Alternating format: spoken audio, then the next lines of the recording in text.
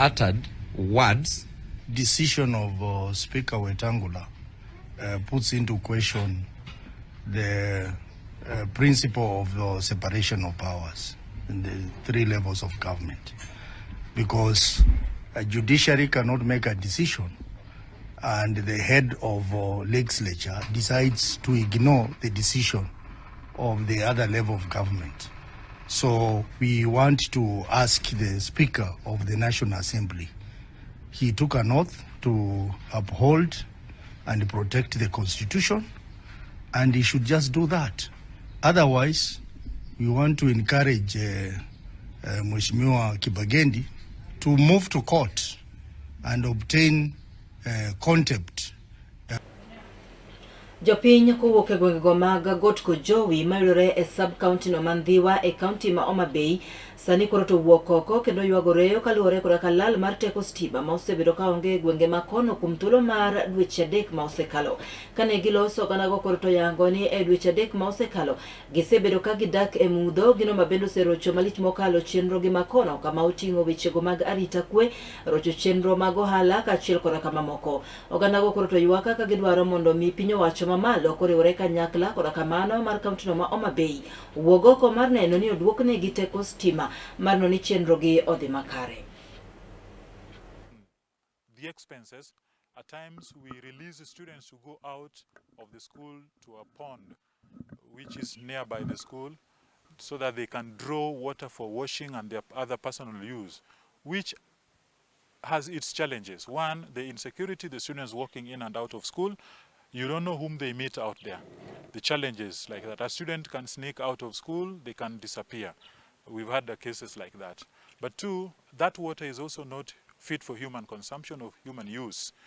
At times, some students would be forced to drink such water, and this has resulted in us as a school facing the highest level of a number of typhoid cases in the school, with our students visiting the nearby dispensary each and every time on matters of health issues bordering on typhoid. Then the hospital, I'm also told, has no power. So those are challenges that we're having basically. We have the girls. Girls use a lot of water. They need it for their own use, and this has been lacking. So it's my appeal that the county government, the national government, any NGOs that could be able to drill water for us, come to our rescue so that we have a safe environment where students are using safe water for drinking and for use, and therefore good health for us. We are having a problem of electricity, especially in Gutkuji Center, which has made several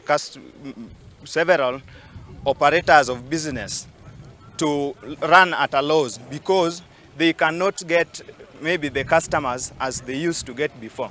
We are having now 4 months without electricity in the area. That one has led to the increase of insecurity in the region, which has made a lot of loss to our people who are doing the business in the center here. We are having our health facility within us here called Gotkojowi Dispensary. This Gotkojowi, it is not very easy to get through it because of poor road. There is a road there which needs to be upgraded or needs to be made to a level where clients can maybe easily get access to the hospital. But this one has led to so many people declining to go there because they cannot get the service they need at the right time. So I'm requesting the government and the stakeholders within our region to come in and intervene within Gotkojowi Center so that we as the residents of Gotkojowi at least can enjoy some share of the government. There is a building that has stalled for almost 3 years right now, which it was supposed to be a maternity for the women. But this building, it has stalled. So we have not seen any government official coming close to the residents and explaining to them why this project has really stalled. So as the residents of the region, we were promised, and the project, it had been started, and the construction, we already had the engineer within the site. Right now, it is still on the floor.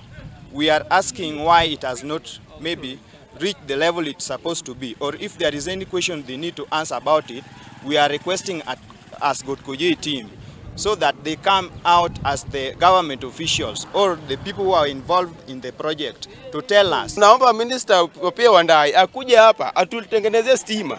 Sasa hii ni miezi 4. Stima Jagoro tindari cha kuima pacho ka indi migosi Raymond Molo zaindi koro wuoko kukendo kwayo jende pacho ka indi anyata nyithindo go eko mabedo loro school kor jomanieri nika gieto gibe nyithindo go eko mobolore kendo modimbore kigidonje weche go eko mag njore tiarieta kod yedhe go eko mamero ji kor gwenge ni mondo mi kagidoke skunde to gidok nyithindo go eko modimbore ni ka ginyalo biro gero ngima go eko makinya migosi Molo wacho magi kinde mabende no telo nyasi moro mar wuoyo kod nyithindo e sikul mar utumishi kendo geko mabende ne olieko ni jonyuol ni kod ting' mabiro neno ni giketo wang'gi kuom nyithindgi kendo arita kwe makare ochiw ne nyithindo maket kod mano mondo mi kik giyud lwet jogo eko majendeke kata jonjore.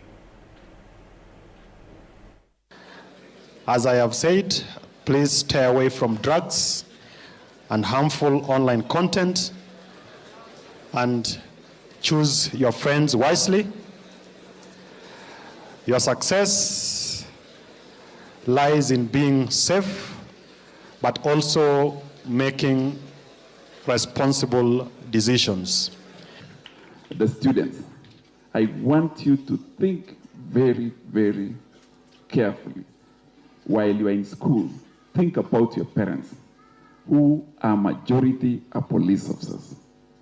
That when they are working in Mandera, working in Chepchoina, Homa Bay, parts of, name it, Wajir, please think about them. And when you think about them, put a lot of effort in what you're doing.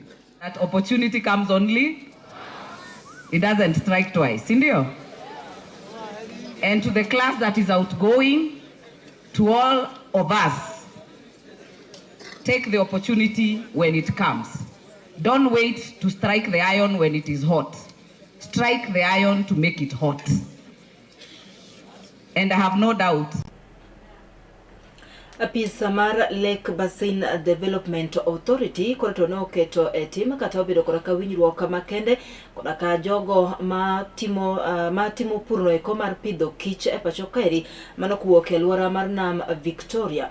Winjruok mabende korato biro neno no bedo kuom thuolo mar higni 3 mabiro. E winjruok makamaeri en mano mabiro neno ni duol no korato miyogi sir mopogore opogore mar neno ni oting'o gi malo kama oting'o miyogi gige pidho kich maromo 600.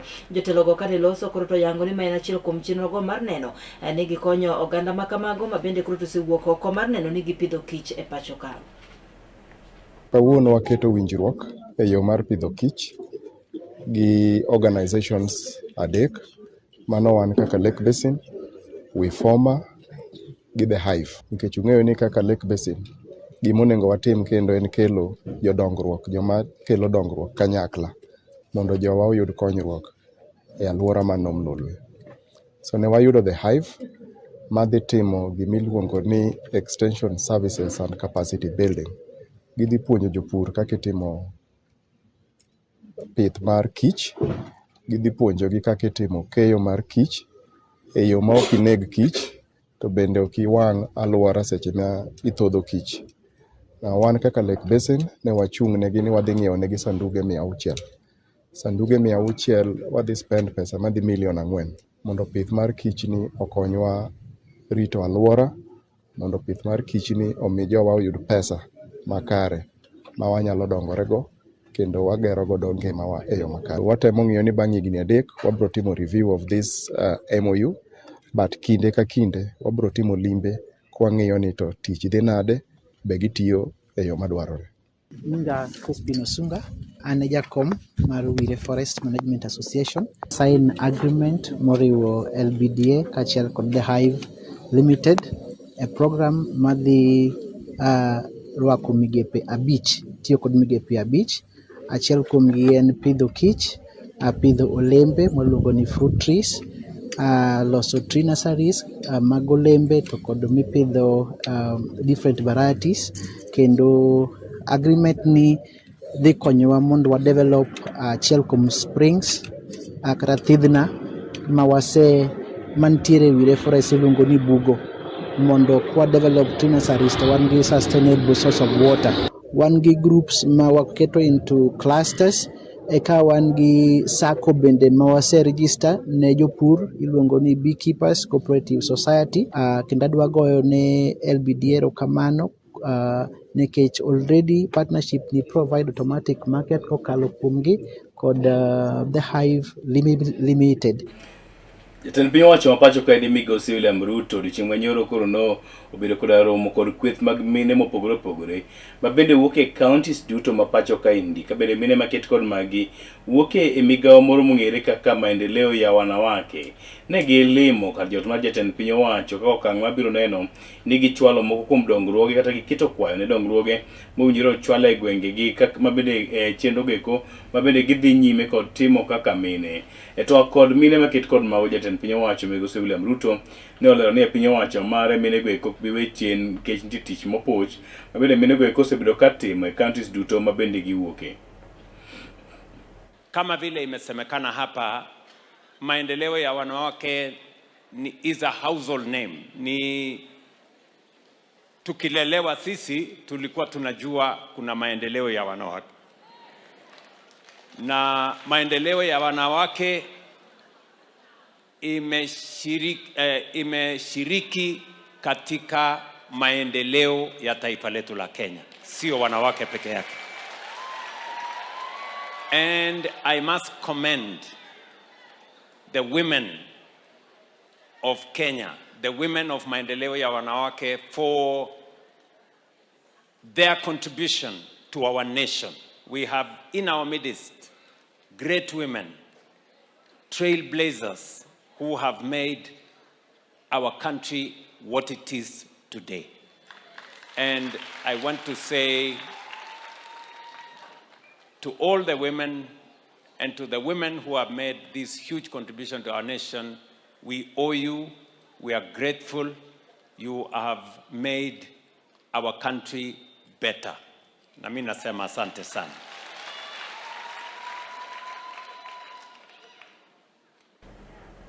Eromo makamano breno yuore koda kamikae mokwongo e pacho kaeri mano Mama Rachel Ruto mabende kaneloso to medo pako minego kuom tich maber magisebedo ka gitimo e migepe mopogore opogore magimako e pacho ka. Mama Rachel Ruto bendo kwayo mine ma pacho kaeri mondo mi omed chung' motegno mar neno ni gitiyo matek e bero piny Kenya kanyakla. Kina mama wa Kenya, kina mama wa maendeleo ya kina mama, wacha niseme asante. Asante kwa viongozi wenu. Viongozi wa tangu maendeleo ya kina mama ianze mwaka wa 1952, 1958. Maendeleo ya kina mama ni jina ambalo tunajua nyumbani. Maendeleo ya kina mama is a household name. And I want to thank the women of Kenya for their resilience and their work of empowering communities. Nyinyi kina mama ndio sababu Kenya ipo. Bila kina mama mambo yanaweza kuwa ngumu sana. And so to the women of Kenya, I want to say we are proud of you and the work that you continue to do. I want to encourage you not to be tired and not to give up. You are empowering your families. You are empowering the people of Kenya. May the Lord continue to strengthen you and continue to bless you for the great work. Sometimes as a woman, when you're working, you think someone is not seeing. But I want to tell you that the world sees and people see. Kwa hivyo asanteni sana. To the leaders, I want to thank you for your resilience. I see the trailblazers here. Women who have stood the test of time. And today the young women of this nation look up to you. Thank you for setting a great example for the young women of this nation. Your Excellency, thank you so much for standing with the women of Kenya. Without you, we would not be here. We are very proud of you. And we know that you, as the President of Kenya, the women of Kenya, are at a good place. So we continue to pray for you, Your Excellency, that you will continue to lead us even in the days to come.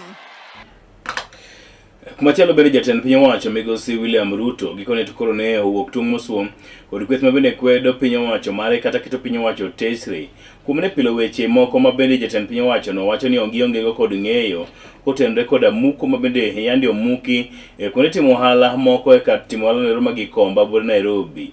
Wacho bende ne oweyo johala bora koro yuago dayo kaka koro ne ginyalo keto wigi onge bang' ne muko kuonde ma gitime ohala. Migosi William Ruto koro wacho ni johala go eko ema ne ochwalo kwayo mondo mi ne gernegi kar timo ohala no ero. Wacho bende koro ne ochuno tent boma ma Nairobi mondo mi ne ochwal muko market kod mano. Sikizeni, hapa Nairobi, najua wakati nilisema bottom up walikuwa wanafikiri ni slogan ya siasa. No, ilikuwa ni kubadilisha. Leo tunajenga soko 500, huyu mama Alice, soko 500 katika taifa letu la Kenya. Why? Kwa sababu tulikubaliana ya kwamba hawa wafanyabiashara ndogo ndogo akiwemo mama mboga pia tuwe na mpango ya mahali atafanya biashara, mahali kuna heshima, mahali kuna maji, kuna stima, kuna usafi, kuna cold room, kuna crash, kuna storage, ndio pia biashara yao iinuke. Ni kweli ama si kweli? So we are building markets across Kenya. Na wengi wa wafanyabiashara katika hiyo masoko ni kina mama. Ni kweli ama si kweli? Yes, majority of the traders in our market infrastructure are women. Watu wa Nairobi walikuja kuniona hapa. Wafanyabiashara, viongozi wa hapa Kigomba walinitembelea hapa. Mimi nikawaeleza katika mpango yetu ya kupanga masoko Kenya, hatutaki kusahau Nairobi. Wakaniambia wenyewe ya kwamba tunataka soko yetu ya Gikomba kwa sababu ni soko kubwa ya kitaifa. Tunataka rais utusaidie kuja kujenga hiyo soko. Wakaniambia history ya Gikomba ni history ya mahali ya matope, sewage inapitia hapo, inachomeka kila siku na matatizo yake. So wakaniambia please, nikaketi chini na hawa hapa in this same field. Na mimi nikawaahidi Gikomba mimi nitajenga vile ninajenga masoko ingine katika taifa letu la Kenya. Tunaelewana? Na hiyo soko sasa inaendelea. Msikuwe na wasiwasi. Hapo unajua kuna watu wanataka kuleta siasa. Kusema sijui iko siasa, ati kuna watu wanafurushwa, ati kuna ukabila. Mimi nataka niwaambie nyinyi ambao mnataka kutuletea ukabila. Jotelo mopogore opogore kamoting'o moko kuom jogoro mongirore ted migepe mopogore pacho kaeri ne jolimo gwengego mag Ukambani mar ne goyo debe ne jatend piny Kenya Laktar William Ruto mara motelo ne yiero maduong' mabiro e higa mar 2027. Jotelogo nolimo gwenge makono mana tok ndalo achiel kende bang' ka kweth makwedo piny owacho ka otelnegi koraka migosi Rigathi Gachagua kaachiel koda ogai mar duond buch siasa mar Wiper migosi Kalonzo Musyoka ne wuok e gwenge makono kama jotelogo noseyo malich mokalo Laktar William Ruto magiwacho ni okosebedo katiyo maber ne oganda mapacho ka. Odiochieng'no manyoro kane jotend jogoro e tend migepe mopogore opogore limo gwenge makono mano kama oting'o migosi Belio Kipsang ne okwedo jotelogo kagiwacho ni Laktar William Ruto osekelo chenro mopogore opogore mag dongruok e pacho ka. Gikwayo oganda makono mondo mi owuog oko mar neno ni gibi giluto mbulu ne Ker Ruto e yiero maduong' mabiro e higa mar 2027. Ile kitu imeshtua wao tunaijua. Wanaona vitu zikifanyika kwa sababu sisi wenye tuko kwa serikali na leaders who mean well for this region, we want change. Na wale walimutuma hata wao ni bure kabisa. Kwa sababu hiyo story hatujaisikia sahi, tumeisikia. Hata wao ni Bure kabisa. Mti mwenye matunda ndiyo hurushwa mawe na vijana. Kwa hivyo ukiona jamaa wamesafiri muda mrefu, wako na magari kama 100 kwa barabara, na hiyo lami wamekanyaga, wewe ndio umeililia kwa serikali. Ukisikia watu wanakuja kutoka nje huko, alafu wanatusi Mheshimiwa Rais Ruto na dota yenu, mnakubali kweli? Mnasema aje? Si mnasema no? Mnasema aye. Si ndio? Sio mtu akitusi Ruto unasema nini? Akitusi Meteri unasema nini? Basi. Sasa hii mambo ya maendeleo yote inawezekana kufanyika kwa sababu Mheshimiwa Ruto ako na malengo, na lengo la kwanza ni kuhakikisha anaweka ajira kwa vijana. Kaiti muko. Sasa Mheshimiwa Rais, tunaamini by the time tunafika Nairobi atakuwa amepali kuleta hiyo pesa. Nimwambie nini nikirudi Nairobi? Nimwambie Mheshimiwa Rais aje nikifika Nairobi? Nimwambie nini? Nimwambie nini? Nimwambie nini? Nimwambie nini? Nimwambie nini? Wacha ni Negolo magajua kikanyi be mwacho puge giko mar mi weche manyien okinyi maket kod magi ka watieko weche manyien kod reports no Roma bende sani koro nyiso kaka weche geko mag siasa Brenda dhi nyime kod tedore pacho ka endi mangima. Yes. Kolong mana dweche moko tin ne 10 to wachopo kanyo yiero. Wadonje yiero ma 2027. Maiga ma 2027. Yes. Ekono mga geno ni ruma kare kenda geno ni kamora marama intie makare kapok watieko we wang'ie moko kuom ote mabende oganda jokanyana mosechwalo kinyi ne maket kod maendi oyawre Justus antie wengi kimagalego karapul kenda yudo weyo ne ruma kare lunga ni Victor Marcia then ado kanyo lunga ni oyawre kawuok mwero panda Siaya County an kodi e chenro kaka pile ng'uono dhine jowinjo duto te chenro ne roma ket kod manero kamana iluongo ni Jaote Millicent mapio pio wacho kanyo ni oyawre Kisumu karatimo chiwo maber kendo wayudo yo makare iluonga ni Daddy Justima and then ayudo kanyo morning rongo na town chiwo maber luonga ni Goigoi and Wood Benta ayudo kanyo luonga ni waru makare Asembo Ndori kaendi an Martinezo Nyakwaroro Asembo Ndori Siaya County okete mana Kala TV. Aneno ka Siaya County biko maber kabisa. Kendo hapana sen onu oteno ero Wood Martinez Nyakororo en ilunga ne Father Peter Jomorono ng'uono dhine jowinjo duto te ne jo New Alpha Church of Christ duto te jo Bunga Estate duto te jo Game Nyawara Uyonga Village duto te abumosona jo Game Nyawara gweko. Pio ayudo kanyo luongo ni oyawre Justus kod Brenda antie gwenge kimag Suba Kikubi oru maber Lilian Alois tika moro ni Kikubi e Suba mano koro dala wa giwacho ni giru maber owacho ni amosi gi lweta ni good morning ichulo nango nisena kao mos kabisa ero kamano kenda gone gi lit gin gi lit koda kuyo kuom wito wadgi mos and then wacho kanyo ni oyawre Justus nyinga en Omigosi Teddy Odhiambo awuok Nyalenda B Ward an amanyo kom mar MCA Nyalenda B Ward 27 Nyalenda B is peaceful and loving, the atmosphere is safe and good. Greetings to everyone here from Nyalenda B wachukue kura iluonga ni Chel Rongai kama ni Chel Rongai. And then watiyo kod wacho ni ng'uono mar Nyasaye umna uduto te amor kod kaka utayo chenro uler kendo pichni niluonga ni Betty Joseph awuok e ng'weye kima Kajulu Ongade erokamano Kisumu East. Ekoromo gi kanyo be mwaka ogoyo machok e chenro ni eri kata e yudo weche go manyien ka waduogo to waduogo ni kimago mapiny orugo kwa gologi e nonro mag Oboke kanyakla koda weche makoni kod kocha. Inyalo paro ni Nairobi Brenda bende weche ne okioti. Yes.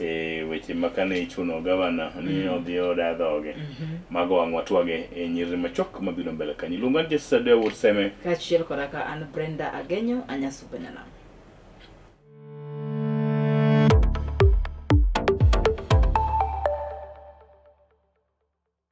Get ready to elevate your business and any other commercials when you advertise with us. We are not just a channel. We are your gateway to the peak, for we give you the precision and desire to your commercials. Let us be your partner in success, broadcasting your message to thousands of our viewers. Contact Color TV today and let's make the magic together.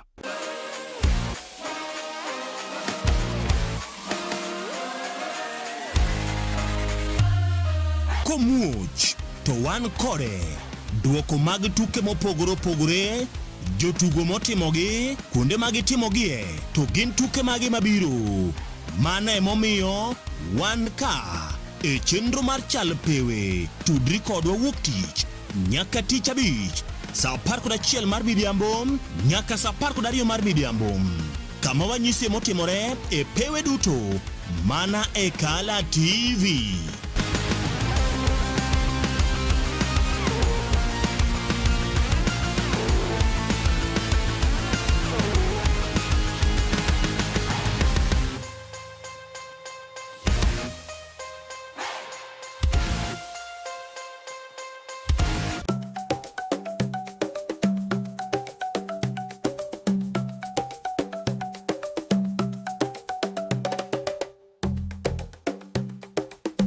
Be isegombo ng'eyo kit tedo chiemo ma opogore opogore, obed chiemo manyasani kata manyachon, machalo aliya, aluru, obambo, to kod mamoko mathoth. Machiegni tet manimba, chenro miyudo tiegruok mathoth e weche mag jikon. Waseso jikondi kod chiemo mamit maweki nang'o lith lweti. Kochakore crips, cookies, ring abula, samosa molose rang'iny mamalo, man kod ndhadhu mamit miwuoro e kind chiemo mamoko mathoth. Arni wapuonji loso nyaka kit math mamoko mayom kaka cocktail kod smoothies matieko riyo. Kik bayi, tudi koda juma ka juma mondo wated kanyakla.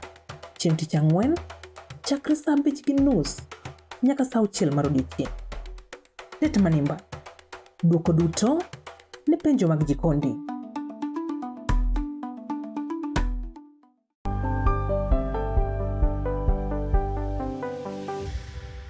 Piny koro tauru gi mare, emomiyo Color TV chako odiochiengi kod Sulwe Mokinyi. Kabende Sulwe Mokinyi menyo odiochiengi juma mangima. Kawachako kod weche manyien matuche kendo miyo ing'eyo gik matimore e tung piny koni kod kocha.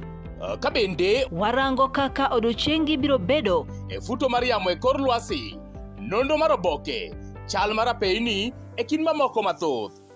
Bang'e to iyudo twak manimba kod jolony ma opogore opogore kanyakla kod kithor mar weche gweko ma opogore opogore.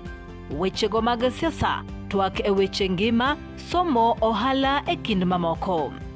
Ema omiyo wuok tich nyaka tich abich itudori kod an Justus Adoyo kaachiel koda ka an Brenda Agenyo saa 12 okinyi nyaka saa 4 onyango mana e Color TV. Color TV machiegni pacho ma e odwa.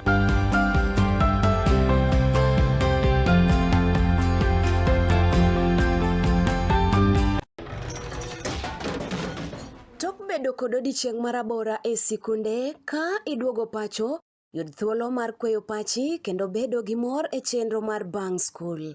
Chenro mar Bang School chakore saa 10:30 ma midhiambo nyaka saa 11 ma midhiambo. Kama inene katun mamori, ipuonjori weche mathoth, ibedo kod mor gi nyiero motimo cathedral. Kik bayi, Bang School, chenro manigi mor lilo ne nyithindo duto. Color TV, machiegni pacho ma e odwa.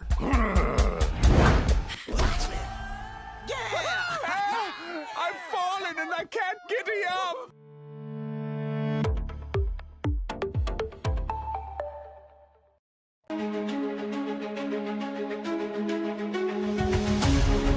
Odiochieng' kodiochieng' yamb siasa kudho ma opogore opogore ka jotelo riwore kod duond buche siasa kaachiel kod riwruoge mag siasa bende mopogore opogore. Kaka japiny, be ing'eyo kaka yamb siasa ringo e pacho kaendi, to gin dongruoge mage mowinjo bedi ni iyudo kaka japiny. To bende gin jotelo mage ma ochung' malaro lemo ma opogore opogore mabiro ni chieng' tich ang'wen ka tich ang'wen kochakore saa 3:30 mar otieno ka ikelo ni koda Joash Odhiambo Mitula. Magi duto iyudo mana ka okalo e chendo nendo mar orindi mar siasa mana e Color TV. Orindi mar siasa kik bayi.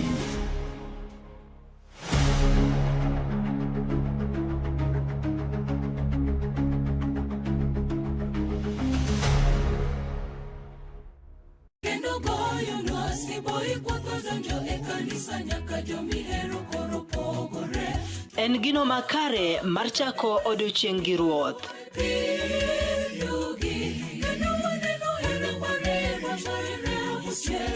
Ka igwedhori gi wendego mag pak masudi machiegni gi ruodhi.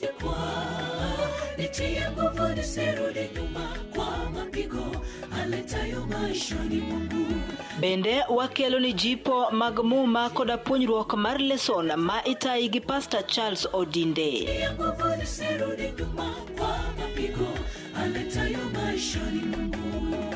Riuri koda an Brenda Agenyo Nyasuba Nyanam e chenro mar sabato maler ngeso ka ngeso chakre sa 12 mar okinyi nyaka sa 3 okinyi to mana e wang jowi mar Kala TV nikech ma e odwa.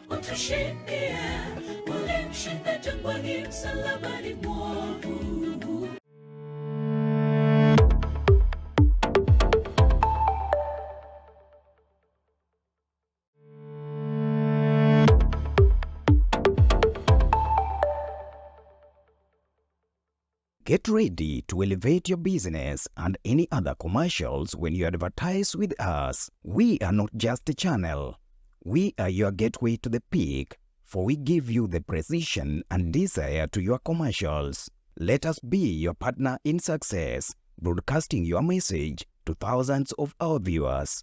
Contact Color TV today and let's make the magic together.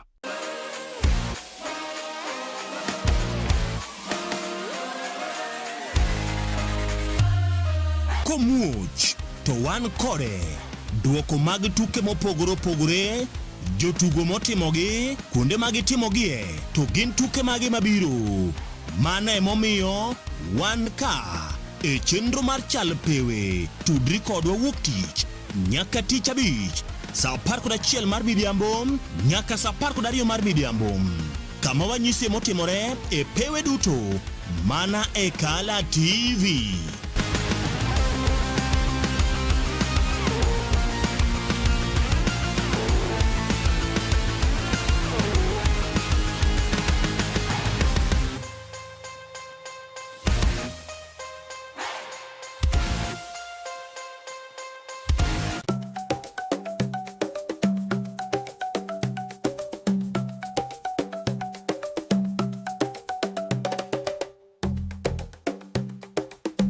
Be isegombo ng'eyo kit tedo chiemo ma opogore opogore, obed chiemo manyasani kata manyachon, machalo aliya, aluru, obambo, to kod mamoko mathoth. Machiegni tet manimba, chenro miyudo tiegruok mathoth e weche mag jikon. Waseso jikondi kod chiemo mamit maweki nang'o lith lweti. Kochakore crepes, cookies, ring abula, samosa molose rang'iny mamalo, man kod ndhadhu mamit miwuoro e kind chiemo mamoko mathoth. Arni wapuonji loso nyaka kit math mamoko mayom kaka cocktail kod smoothies matieko riyo. Kik bayi, tudi koda juma ka juma mondo wated kanyakla. Chieng' tich ang'wen, chakre sa 5:30 nyaka sa 6 mar odiechieng'. Tet manimba, duoko duto ne penjo mag jikondi.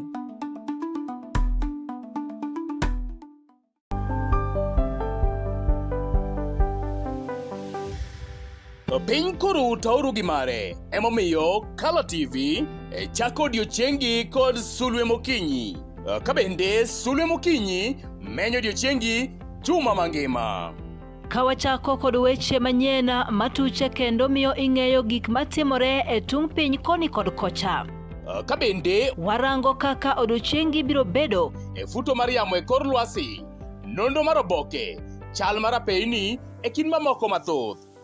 Bang'e to iyudo twak manimba kod jolony ma opogore opogore kanyakla kod kithor mar weche gweko ma opogore opogore. Wechego mag siasa, twak e weche ngima, somo, ohala e kind mamoko. Ema omiyo wuok tich nyaka tich abich itudori kod an Justus Adoyo kachiel koda ka an Brenda Agenyo sa 12 okinyi nyaka sa 4 onyango mana e Kala TV. Kala TV machiegni pacho ma e odwa.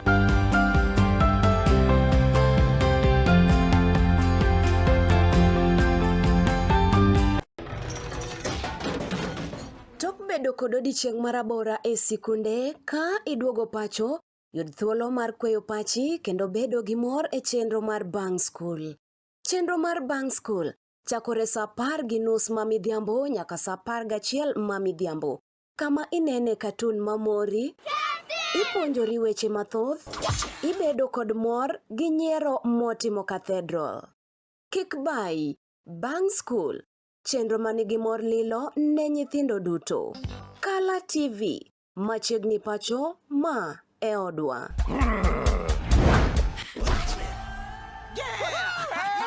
I've fallen and I can't giddy up!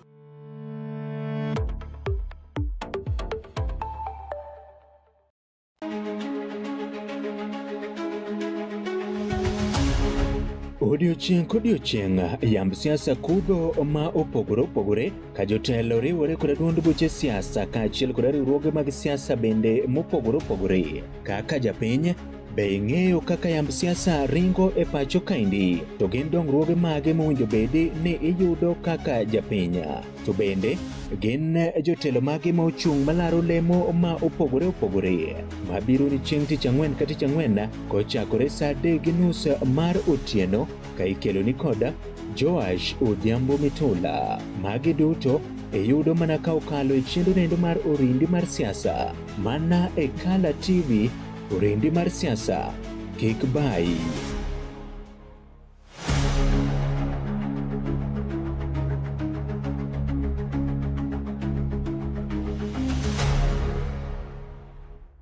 Kendo goyo lwasi boy kwotho donjo e kanisa nyaka jomihero koro pogore. En gino makare mar chako odiochieng' gi Ruoth.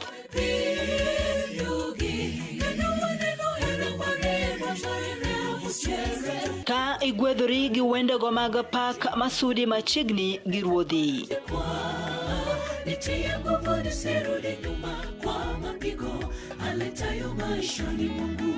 Bende wakelo ni jipo mag muma koda puonjruok mar leson ma itayi gi Pastor Charles Odinde.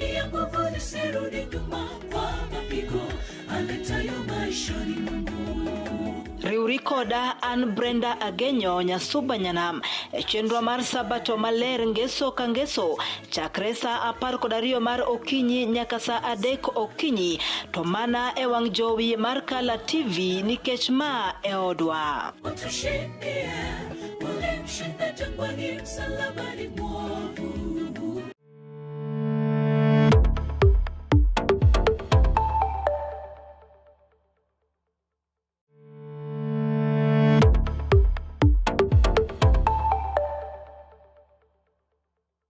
Get ready to elevate your business and any other commercials when you advertise with us. We are not just a channel. We are your gateway to the peak, for we give you the precision and desire to your commercials. Let us be your partner in success, broadcasting your message to thousands of our viewers. Contact Kala TV today and let's make the magic together.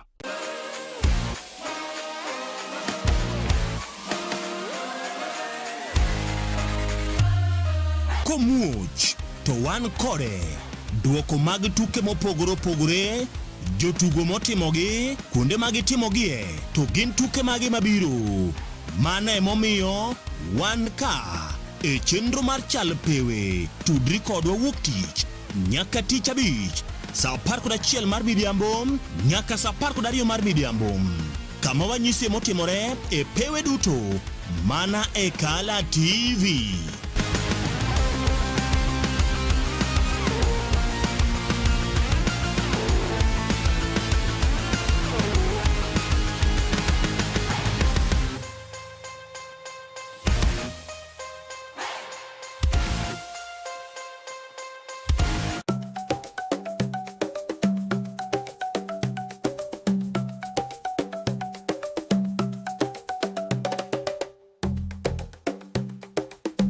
Be isegombo ng'eyo kit tedo chiemo ma opogore opogore, obed chiemo manyasani kata manyachon, machalo aliya, aluru, obambo, to kod mamoko mathoth. Machiegni tet manimba, chenro miyudo tiegruok mathoth e weche mag jikon.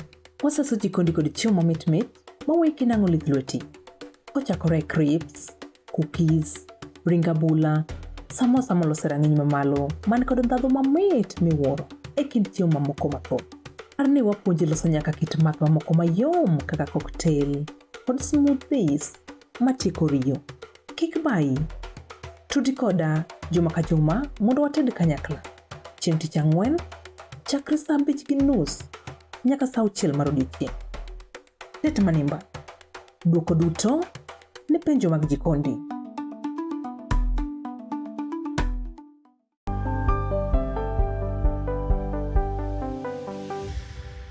Piny koro tauru gi mare, emomiyo Color TV chako odiochiengi kod Sulwe Mokinyi.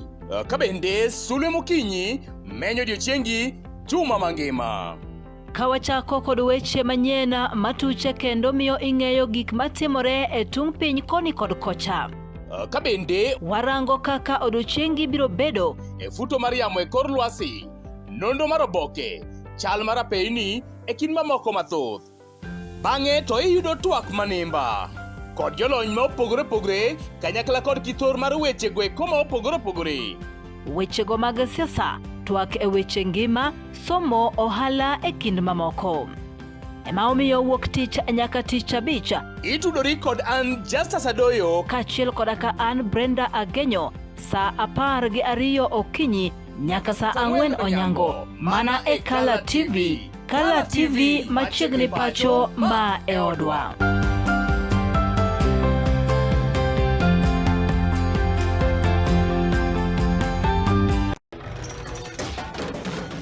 Tok bedo kod odiochieng' marabora e sikunde ka iduogo pacho, yud thuolo mar kweyo pachi kendo bedo gi mor e chenro mar Bang School.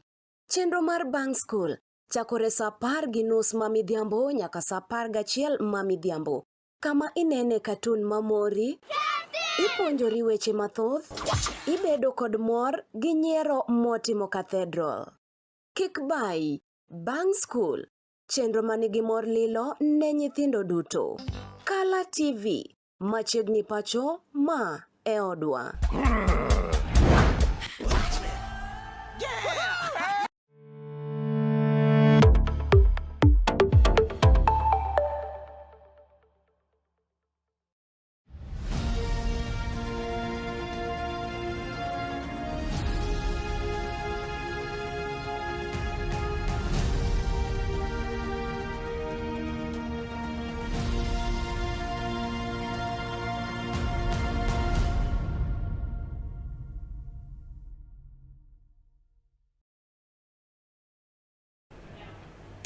Jikor mugen dakika 40 kod 8 bang' saa 12 kogwen maket kod manie mondo mwarwaki e telo nieri mar yudo mago mapende piny rugo kamoro moro maintie nyaka muga jwang kamunyoro nyaka nonro gweko mar oboke okan kenda ka e podi antie kod nyawadwa Brenda Agenyo Nyasuba Nyana nyagi nyakumoro message ilongo ninga Lilian Alois nyagi Alili wacho ni usechopo dala yes. Un pacho warwaki kinyi maket kod wageno ni chiemo maber. Good morning kamoro moro mentie county swed duto te wageno ni uru maber kinyi maket kod mano bed county ma Mabei, bed county no ma Kisumu, county ma Migori, bed county no ma Siaya, county ma Nyamira, bed county no ma Nairobi, county ma Mombasa, Kericho, Likoni, kati bed mana ni kanyo gwenge koma Nandi, Northeastern kocha. North Rift. Hey. Duto podi boydo wanya kwa mwajong. Wantie kod mor mar bedo kod yugo kogwen maket kod maendi. Kendo hore ni mnumami moko mabende otimre pacho ka indi kod gwenge mako Brenda nyoro no kamor. Evening. Ya, okunya timro gi gavana kamacha to waneno. Gavana nyaka koro uga oko mondo ler no gimomiyo gidwa chopo mbele Senate. Giwach mangi wacho. Senate mol uogo oko mondo ler no gimomiyo gichuno gavana sudhi nyime. Senators wacho ni tiyo tijgi. Anyway, they should stop harassing the governors. It is not the work of the senator to arrest. Yes. And that's why they talk to the Obila and arrest. In many some cartoon manyoro, I don't know that was in the Standard Oil Nation. Ka amin nenolo wet Sakaja to kodwa market. Ilikuwa Standard. Ilikuwa Standard. And then Nation, yeah. And then abductors ka abductors kato 1 minute gisema ko activist. Lakini polisi magin jogo ma wacha diera kendo raticho ganda. But when it comes to mako koro jotelo gi kito gineno mana lwetgi gedho to giwacho ni we don't see them. We don't see them okwanegi. Sign of handshake neno Brenda ite mokwongo mar Standard Okinyi ni kata Daily Nation Okinyi makawuono. Yeah. Neno tipo kanyo mar manen jatend piny owacho machon mapacho ka endi migosi Uhuru Muigai Kenyatta. And we said yesterday, no not here actually, but ni Kenyatta dwaro mkoda or saying adonge. No Kenyatta biro matek. Biro matek ni wadhi kode gym. Kenyatta ngocho gym ti. Signs of handshake neno Brenda. Ngocho kanyo ni they were close political allies for years until the 2022 presidential campaigns drove a wedge between them, with the arrest of Rigathi Gachagua on corruption charges escalating the conflict with then outgoing President Uhuru Kenyatta. During the inauguration of William Ruto as President, Gachagua, then Deputy President-elect, gave Kenyatta a public dressing down. But so much water has gone under the bridge since. Yesterday, the two friends turned foes shared a platform for the first time in a long while. Report market kod mano nyiso tipo mar jatend piny owacho machon migosi Uhuru Muigai Kenyatta kod osiepne machon migosi Rigathi Gachagua. Kata obedo ni awayo endo jogore gi lak e kind jodito ariyo go eko, kata kamano nyoro ne giromo e kar ik moro mabende ni nitie Kikuyu ni kocha. Nitie tipo moro manogolo jotelo gi kane twak kata kane gimbeko. Kane gimbeko aput kane pogi donje nyasi kaka ngane nyachungi ngane ka ngane chungi ngane ka.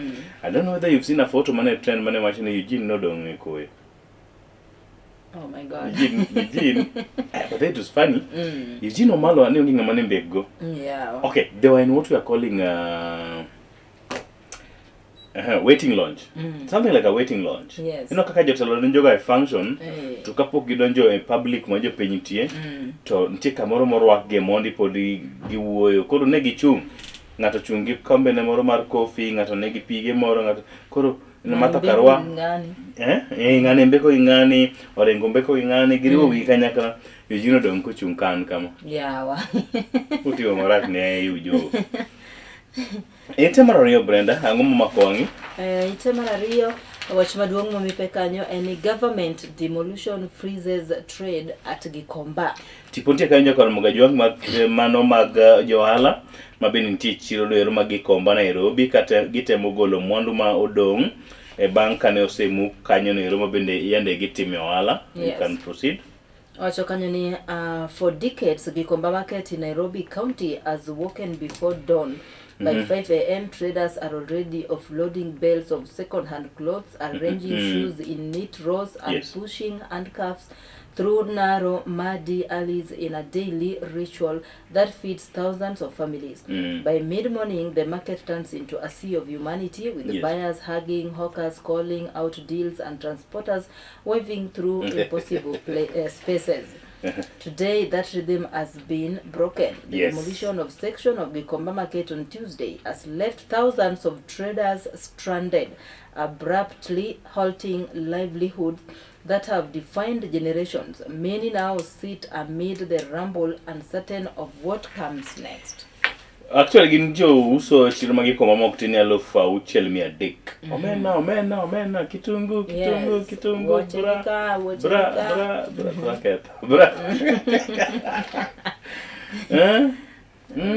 kamera lewni moko timi gimuocho ga miluongo ni kamera. Manyien. Ndugu chopi moko mentitine malendo gi gimoro machalo the gimo microphone. Moko bende osebedo recorded already. Winjo mana ni nyachula kawe dawa ya actually Osikone? Nyachula kawe dawa ya mende. Nyachula mona ka orientie gi mende. Okay, nyachula ke iluongo ji tatu gima bire ki kalo butu ngano. Nyaka ngimi nyagwasi. Kawe dawa ya mende. Gikomba jakor Magajang. Ite mar adek en early Easter puts hotels in focus amid school holiday travels. Miso ni kwa oganda donje nyasi gi ki mag Easter. Otiende koro timo mag nyalo mabiro neno ni gi kre mar rwako welo mopogore nyakol mga nywang. Anyeti kinde gi ki mabende skunde koro lor. Lor ya gol chieng' manyoro. Nyithindo sani koro ni pacho. By yesterday they were all closed. Kendo nyithindo koro ni dala. Yes. Ne gisemiyo report form. Koso giwacho ni migo next time. Hotels in the coast are in sharp focus as Easter falls earlier than usual this year, coinciding with the onset of the April school holidays. Easter onyuano record loro mar dwe mar ang'wen ma nyithindo gi koro ni pacho. Ka in gi gimoro ka nyathi ni ter kamoro. Go abal. Ter nyathi dio maber kamoro. Oko tamruok. Lakini seche mitimo mano par ni kod duok dwe mar abich. Yes. To feast nyaka tiek te. Koro kata kichiemo ticham kikungo, lakini oyieni ka nyakwan mama uno iter kamoro. Owinje maber matin. Actually this morning wadhi bedo kod jalony e weche nyithindo. Okay. Bangiso arita mag nyithindo kinde gik ma gin e yueyo. Yes. Ango pimno mano yudia. Ocheng, ango pimno ne to nyithindo irito nade e kinde ma gin e rusa. Yes. Onego bed ni gichamo kidhi e supermarket to olagre lo no dwaro toyi. Koso seche motimore ni kamano Brenda Nyagwasi itime nade? You're an African mother. Disciplinarian. You see, I didn't grow up with I grew up with my grandmother. So somehow anyalo wacho ni nitie kaka nabedo discipline mopogore. And that's why I discipline my children. I don't allow a child ni throw na tantrum e supermarket ni kialengore gwe gik moko lwaro gik moko piny. I see some parents in supermarket.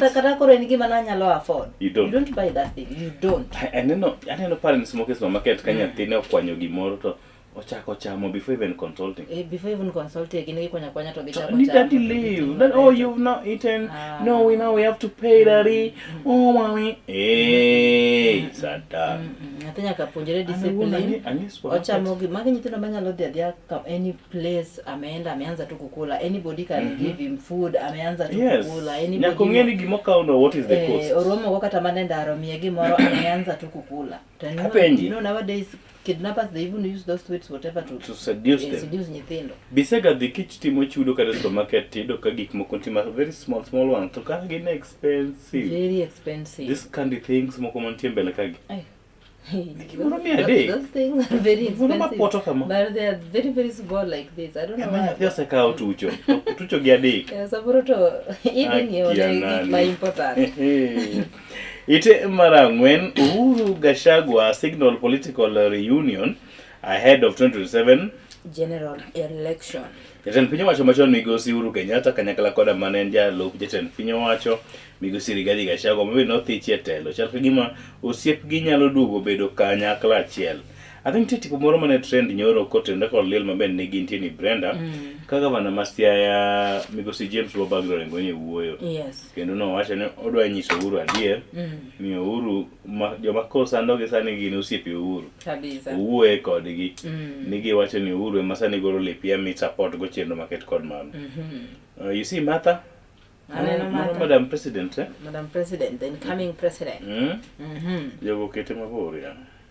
Actually, it depends with the debate within such sitting arrangement. Who has been the president? Who was the deputy? Yes. Who was the cabinet in the cabinet? Look at man Steve Obet. Yes. Away from them. Mani lungo ni protocol. Protocol makoro tiyo.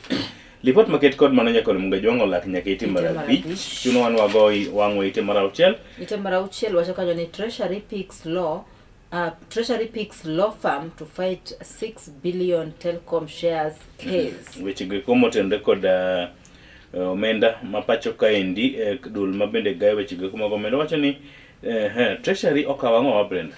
Law firm. Now they are going to involve law firms. Yes, they have involved the law firm to fight. They are fighting for 6 billion telecom shares case. Eso ni koro gimanyo kinde ma wigi beth. Yes. Mondo bio yal ne gi bura mabende sano sebedo ka duodo gi kotende koda weche go kuma uso gikini kod yo telecom. Mbele kanyo nyaka longo jwang ka thuolo mar mondo mi non weche go eko gin weche ma jokanyo osebedo kambe ke Brenda. Yes. Ite mar abiriyo. Ite mar abiriyo wacho kanyo ni court now prohibits SHA from locking out workers over delayed remittance. Wacho ni dok sani koro chungo waparo moro mane duol ma iluongo nade okumo manyien mar SHA ne tamo kata ne dhi geng'o jogo eko mabedo deko kuom keto omenda margi e okapuno ero mar SHA. Actually, maybe you are working in a government facility or farm, then wound you may delay kata kambi mitie or delay tero pesa ne nini mar SHA. Na wewe ukienda OC, you are not ino kuni ubeni chulo pesa. Koro do koto kalno ni gobeni ithiedho gi thiedha. By the way, mano to which at the end of the day they will remit it. Exactly. Yes. Obed duol makelo na tijo puonj obed ang'o at the end of the day gibro remit that way. Weche ni podu boydo pesa. Podu pesa no bro donjo. Koro thiedhura thiedha joma tuo. Thiedhi gi thiedha. Yedhi dong nitie? Exactly. Bathe kanyo jod bura koro dwaro ni omak ja speaker od bura mamalo Moses Wetangula speaker. Yes. Mondo mi omake kotene koda chaya mochayo godo paro jido yando luonge mondo mi odok penjo mokachalo ri adek kata kamano osekwepo chope do. National Assembly Speaker Moses Wetangula is facing a civil contempt of proceeding after opposition MP moved to initiate a legal action against him for allegedly defying a court order. Moses Wetangula sani koro nyalo biro neno matek kaponi chayo chik magdo. But they are the who in this country. Exactly. Dogo be koro managi. Wano ka executive judiciary. Gitiyo kanyaka. Ite mara aboro Brenda. Ite mara aboro police deny Amin's tenure has ended. Yawa. Nasili. It was a 2 years contract. The nation stands by its headline story published yesterday, stating that the tenure of Director of Criminal Investigation DCI Mohammed Amin has ended. Despite denials by Inspector General of Police Mano Douglas Kanya. Maso ni kambi mar fombo kod keyo mar Nation emanyogolo report nyoro ni thuolo mar tich mar migosi Amin orumo. Ni rumo badhe nyoro. Kata kamano police owuoko ka wacho ni Nation nyoro yambo. Ni tenya kata thuolo mar tich mar migosi Amin en mano ma pod dhi nyime. They may be right. The Nation may be right. Ni ging'eyo ka ng'ato chako tich ka in gi 2 year tenure. Yes. Tichako tich on a given date. We know and we are counting with you. Koro kochopo simono gwe ni tieko be wang'e ni tenure ni kote mnade orumo. So maybe the police service had an intention of renewing that, which they didn't want to put it in the public domain. Because I know the year 2022, the year 2022 is the year when Mr. Mohamed Amin was appointed to his position at the age of 58. After attaining. So meaning 2024, already alikuwa may attain the retirement age of 60, but his tenure was extended by 2 years more years. On contract. So ni annuity. Elongone Amin Mohamed. But when you see him physically, he looks young. He doesn't look 60 by the way. He doesn't look that sexy. Jim Bear. Jim mangana don't know what were in the gym? Itimara parnya kuna mwajwang, new digital system aims to ease the pain of retirees. Pension service for retiree civil servant will be processed electronically from May 1st as the government move to eliminate delays on enhance security. Weche mag yudo chudo mag jogo eko bende samoro in senior citizens bende nek tiyo ne piny owacho kata piny sani koro weche gibro los ye yolony manyasani digitally. It piny kanyo TSC wacho nang'o Brenda? Teachers pension delays spark system scrutiny. Retired teachers are still facing delays in accessing their pension benefits, even as data from the Teacher Service Commission (TSC) shows that thousands of claims have been processed. TSC boss boy wacho kanyo there are a number of cases that have delayed the succession. Yes. Ilendo tite mara par kola chenya kola mgajwang ka thulu mari mono minon ni to ngamoli ndo kanyo. Ite mara par kodario. Wan kanyo gi maize farmers seek regional markets as local prices fall. It should continue falling for the consumers. It will be good for the consumers. For the consumers. For the farmers. Blood money. 1,224 victims apply for 2 billion compensation. Ma the one mani ruto watonyo brochiwo. You know, 1,224. They have applied for 2 billion. It was total of 2 billion. Kori kenge kidji alpha chel. How much is everyone getting? A billion has how many zeros? 12. A billion has... a million has 6. Yeah, a million has 6 to 8. A billion has 12. Yes. So if you do that math, you see Nico Poga billion ariyo kom jogi. Ngato pocket how much? Families of the victims. Nyago kwa nonero nyakole mugajwangi ingeni ngato. To jama magolo no selalo gogi. Donc their families makoro gine. Makoro bangu makati. Makoro bere compensated. Ite mara par ko dek kin mena lendo nyakole mugajwang ka tulo mari mone mi som sha lendo kanyo. And then ite mara par ko dangwen. Pacho somo kod pacho ndiko e ka tulo mari kina mone rangi ite mara par ko da beach en goro mar cartoon. Yes. Otemo pimo gimane ano kanyo kas Jeffa King, Amazon Jeffa King, Speaker mar Senate. Yes. Ano ka entie mbele kanyo. To chine kanyo ntiere jo bura mag Senate. Magi Council of Governors. Oh, Magi Council of Governors. Magi Council of Governors. By the Council of Governors. Yes. Senate, kindly clean us. Nyaka gi yomore wangyo yomore. To King ngiogi gi shoka moro. Tineno kit Senate kaka en. Senate and washing machine. Yes. Have you noticed? Koro nego beni sogie kanyo. Nego beni sogie Senate committee kai mondo mi olok gi wok Kisumo. White as cotton.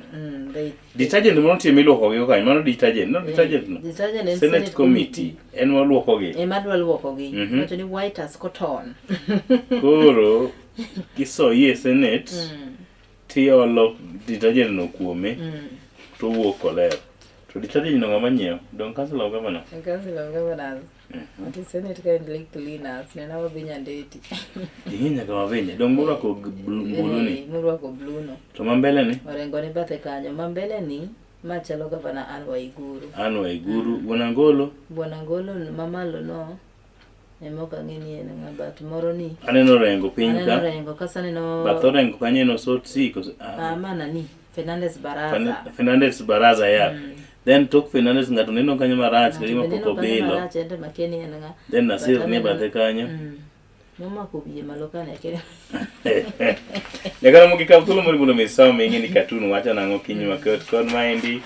Ite mara par kod auchiel gin kama nini? Yes.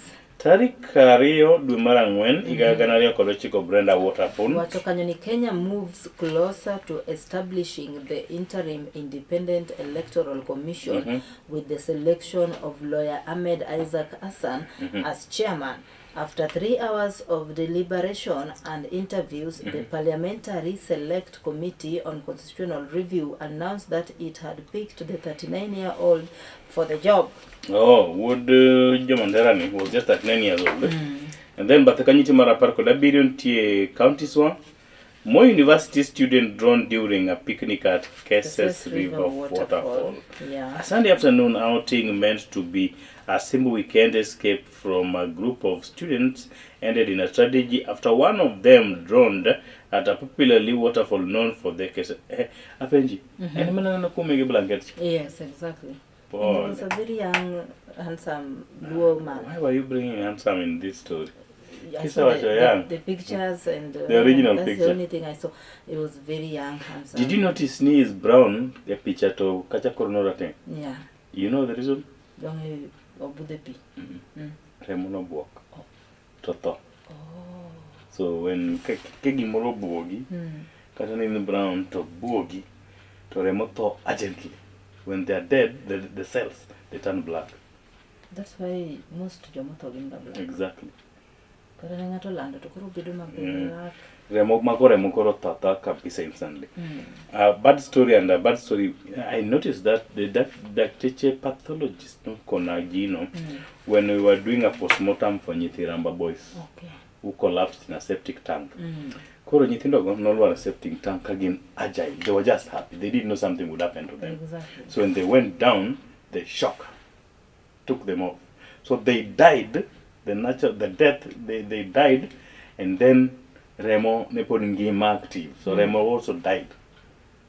Koro Kigologi, that's one of the kids man who works there was just a brown boy who was as dark as your wig. Yeah, I mean, you're very Traders bear losses as Nginyang. Livestock market remains closed. That's market closed. remains closed. Olor kilo Romanginyang, Nyakon Mwejuan Kamiuse in Germany. Itiwa mbele kanyo mara par kuda buru. Mwachokanya ni landlords tighten rental regulations, locking out bachelors and families. You know, in the world of journalist Makisumu, I saw senior reporter Rashid Owudi asking if there is anybody with an idea of ngamanti unge kapo ni landlords kibeneka gidea union. And now, kumbe yenda mefanya hii story. Hii story ni ya Kisumu. Unaona by Rashid Owudi. Michael Wafula thought he had found a home in Donholm Estate, Nairobi, until the landlord declined his application for one reason: he was a bachelor. The landlord said bachelors are carefree and unreliable with rent. Collecting arrears from them is a headache, Mr. Wafula recalls. His experience reflects of growing trend across Kenya or Kenya, where access to housing is increasingly sharp, not just by ability to pay, but by personal attributes such as marital status, family size, religion, and occupation. What do you think? Okay, they have different reasons. I also know of a certain plot in Oyugis whereby if you are single or a bachelor, you are not allowed to stay there. And the landlord was a landlady. She was reasoning this way, that these people, they don't have, some of them maybe they don't have kids and whatever, so they they just come with people and whatever, so they are not responsible how they live. And then again, if he's a bachelor and he's a man, he only has one blanket, whatever. Akitoka tu hivi na kabaka kadogo ameama na pesa yako. But with a family. And it should tell us this. And there's a story here about bachelors. Not really bachelors. How do you call landlords? Landlords are not ni kapoki makobad nyar ngato. Kata ken nyako mapoko makobad to kinyal dake landine. Nikech samoro timbe uricho unjomo ni single. Tinde kidhi dake landi to penji that question. Just say my family are on the way, they are coming. They don't allow you. My family is coming. Can't plot no bear nigga dear. They don't allow that I'm single or me nice ija. They know utaishi hapo. Kasi ngini ni ngata chiel do dio 24/7. Makata ine out. I think with me and Gimos Wedoka Konya need people know me. Wherever I go, I've always given even when my family was at home, I just used to get to accepted. Itiba Penkanyo, Brenda fatal blow. Boxer's life cut short after impromptu match. It was impromptu match. It was not planned. Yeah. Mentioning the gentleman was not ready for the game. On Thursday, March 26th, Jacob Oyoko received a call from organizer of a boxing event in Mumias, Kakamega County. The call came as he was preparing to travel to Mombasa from his base in Kisumu for a Linda Mwananchi security assignment. Mr. Okoye, widely known in boxing circle by his ring name Spoiler, was working as a private security officer and a part-time amateur boxer. According to the cousin George Chura, the 36-year-old had initially planned to join team providing a what? A security at political rally in Mombasa. Bange kano this thing was not planned. No can give an engagement, no lunga Kenya lungwe yango a tournament topic. So he has been out of the ring for some time and has not undergone proper preparation for such a bout, which had been arranged on short notice. Kuri doni ngato ntie mane dwa chiemo gi nyinge. Ogol kata pesa moro maduong' to ni manyo joma nyalo timo adhong'. Wacha na ng'e ng'ato. Un gadi. Usegol kama ng'ane alfa par moni kata kama ocham kata molo that. I watched that video and I don't know kineno that video no kwani ochuno nyaka ngato erika I don't know onge chike mari to gidi because nanno ka that guy anapigwa inyalo neno ka koro ni kama alikuwa na retrieve like amechoka tu kweli unaona amechoka and somebody was not bringing it to at all. Nobody was stopping that bado unaona tu mkondo there. Jakoro mungiji wakalo Oboke rima balang itema prayo koda chel weche go kumotimre penje maoko ndie kanyo Trump signals end of war as missiles hit Iran. So today Trump is signaling end of war. Tomorrow they are still Itema bele kanyo and recycling company in Tanzania transform garbage into treasure. This one we know. That's how you can transform garbage. You cover your friend, your TZ. TZ, yeah.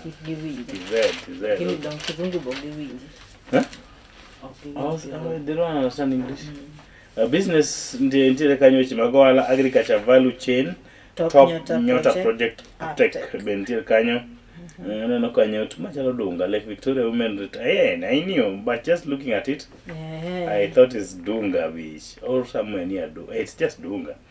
Have you been to this stretch? A group of women prepare omena along the shores of Dunga Beach in Lake Victoria yesterday, a common livelihood and food activity in the region. Yes, I've been there severally.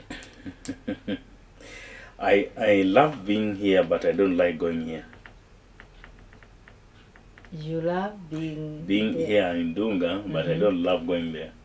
Going where exactly? To Dunga. I love being in Dunga, but I don't love going to Dunga. Why? Those are two different complicated English words. Yes, I'm trying Chunya to gombo na diga Dunga every now and then. To chupa Dunga ni Dungo sebo kaka mineka timbregi. I'm a private person. I want to take a moro. Tange kumade. Wuru iro kagi ndugu mase magbadi. Don't you tell me. You know, mase timbre. Very true. I don't like that. Very true. Unashuka tu hivi. Na wako hapo. Ifa gichunga embele kacha giriti ya rita.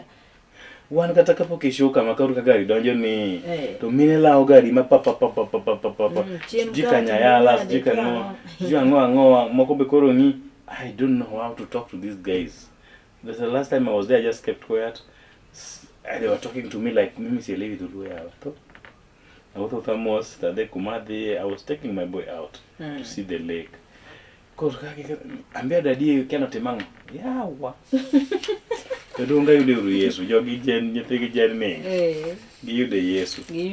Itimar prayo koda beach stock exchange. Ni kaka mena ringo agaje meli kod kwano. Itimar prayo koda uchiel, prayo koda birio. Lendo magite fuambo. You know this girl Latif?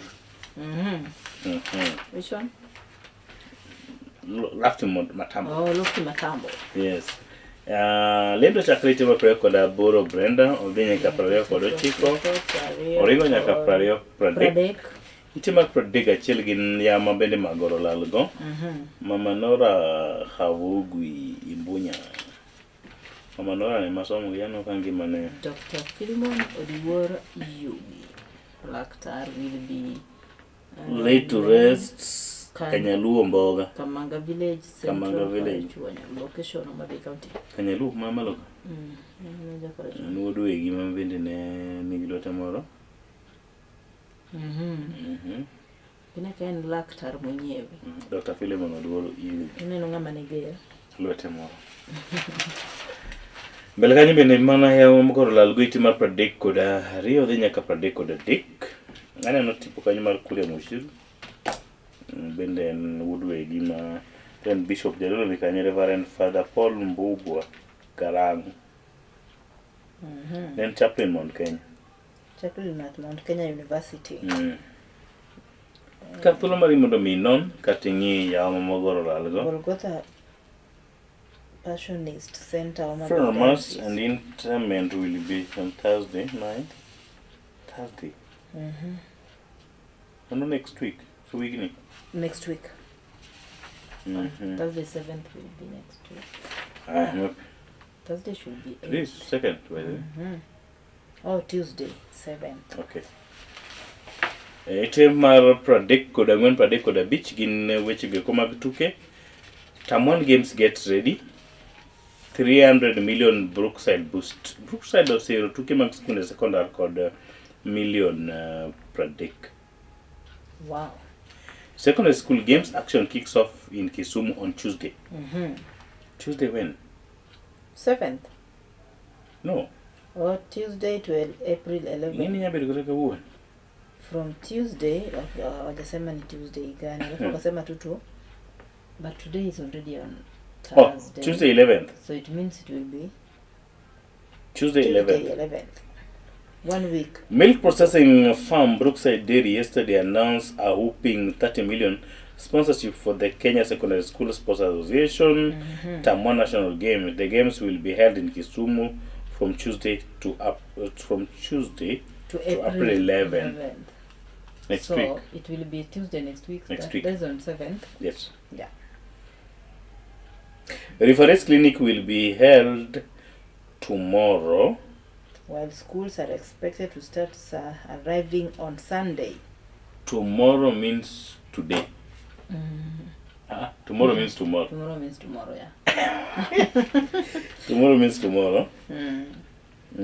Boys will be housed at Kisumu Day High School. High School, while girls will stay at St. Teresa's Girls Secondary School. Jomo Kenyatta National Stadium will host athletics, while Kisumu Polytechnic will host basketball, handball, rugby 15s. Hockey matches will be held at Kisumu Day. Swimming across country at Kisumu Boys High School. Which? That's the best detail we can get.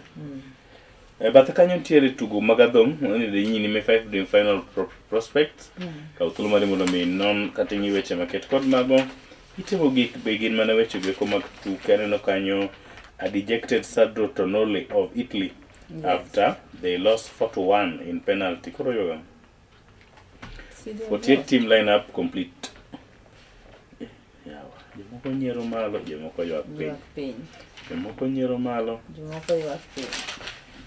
Koro mogo jom wakao yo machok bang' ng'iyo nonro mar oboke nero mar Daily Nation. Bang' nyiero machok wang'iyo oboke nero mano mar The Standard. Ma bende report maduong' mondike nyinge ni The Haven of Corruption. Wakao yo machok, wadugu.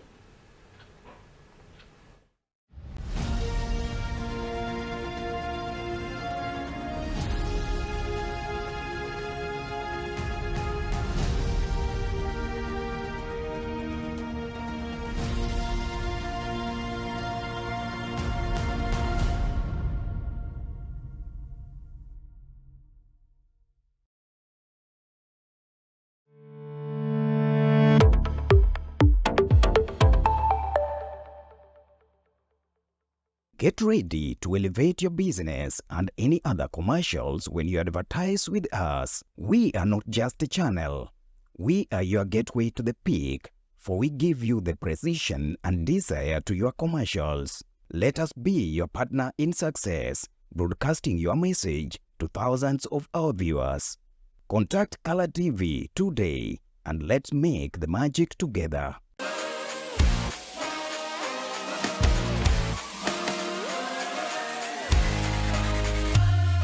Komuch to wan kode duoko mag tuke mopogore opogore, jotugo motimogi, kuonde mag timogie, to gin tuke mage mabiro. Mano emomiyo wan ka e chenro mar chal pewe, tudri kodwa wuok tich nyaka tich abich saa 11 mar midhiambo nyaka saa 12 mar midhiambo, kama wanyisi motimore e pewe duto mana e Color TV.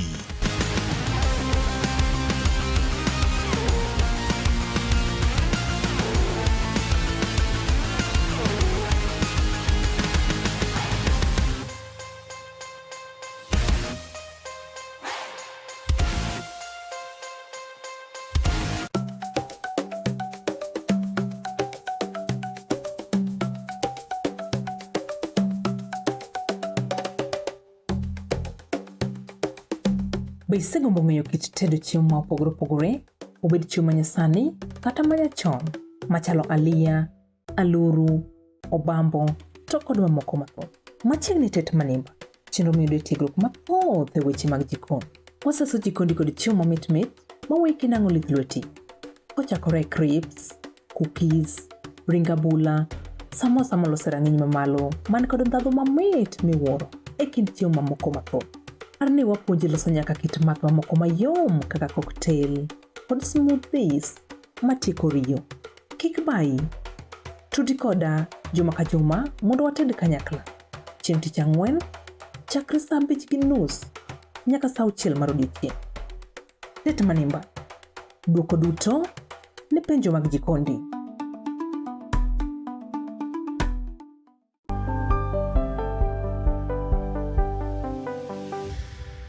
Piny koro tauru gi mare, emomiyo Color TV chako odiochiengi kod Sulwe Mokinyi.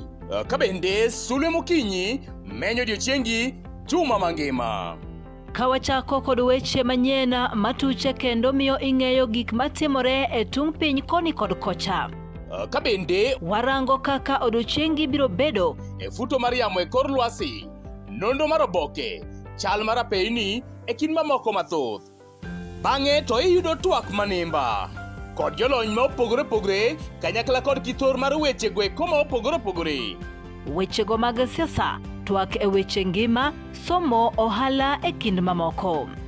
Ema omiyo wuok tich nyaka tich abich itudori kod an Justice Adoyo kaachiel koda ka an Brenda Agenyo saa 12 okinyi nyaka saa 4 onyango mana e Color TV. Color TV machiegni pacho ma e odwa.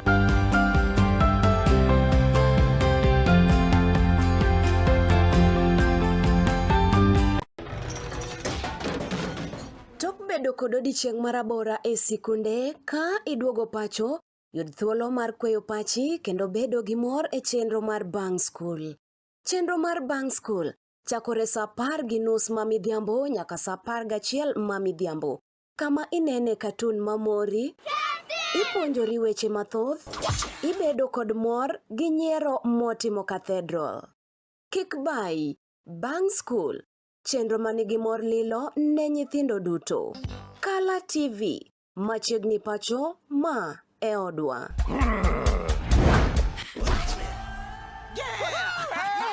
I've fallen and I can't get up.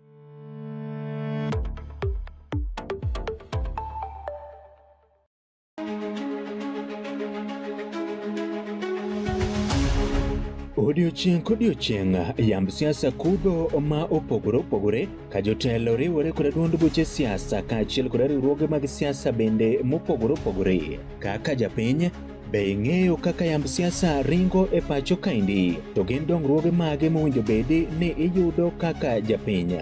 To bende gin jotelo mage ma ochung' malaro lemo ma opogore opogore mabiro ni chieng' tich ang'wen ka tich ang'wen kochakore saa 3:30 mar otieno ka ikelo ni koda Joash Odhiambo Mitula. Magi duto iyudo mana ka okalo e chendo nendo mar orindi mar siasa mana e Color TV.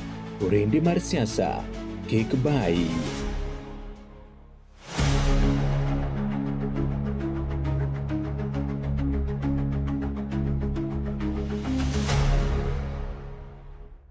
Kendo goyonwa siboi kwotho donjo e kanisa nyaka jomihero koro pogore. En gino makare mar chako odiochieng' gi ruoth.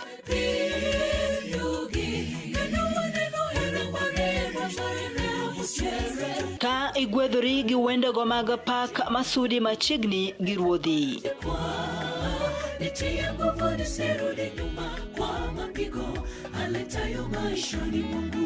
Bende wakelo ni jipo mag muma koda puonjruok mar leson ma itayi gi Pastor Charles Odinde.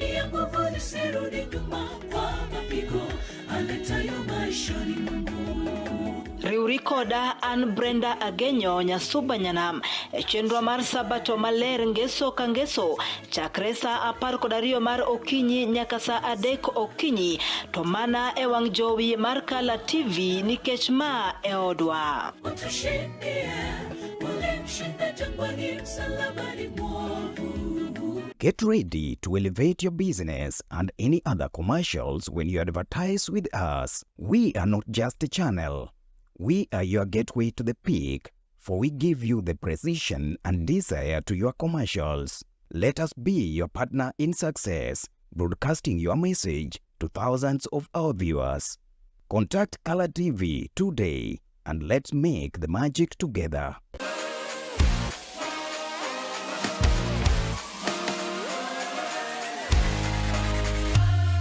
Komuch to wan kode duoko mag tuke mopogore opogore, jotugo motimogi, kuonde magitimogie, to gin tuke mage mabiro.